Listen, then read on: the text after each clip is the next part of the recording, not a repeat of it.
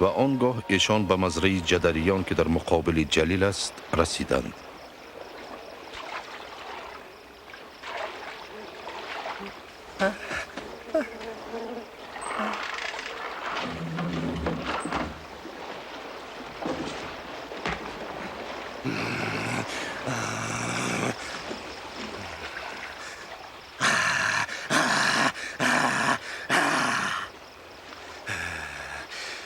عیسی، ای پسر پروردگار،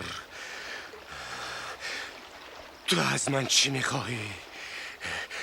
التجا دارم، عذابم مده. نام تو چیست؟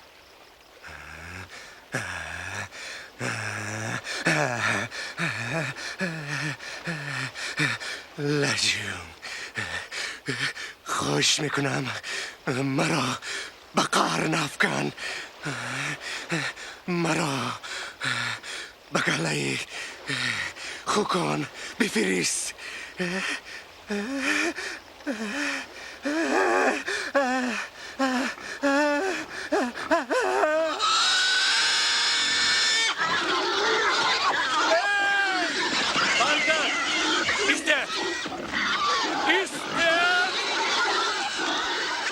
و دیوها آن مرد را رها کردند و به خوکان وارد شدند.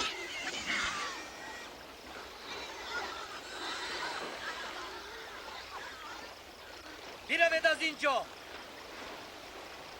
ای جادوگر، گم شو از نظرم. همتون گم شوید، گم شوید، گم شوید. کجای نروی همراهت میروم.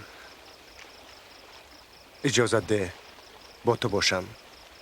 به خانه‌ات رو و آنچه خدا با تو کرد بگو.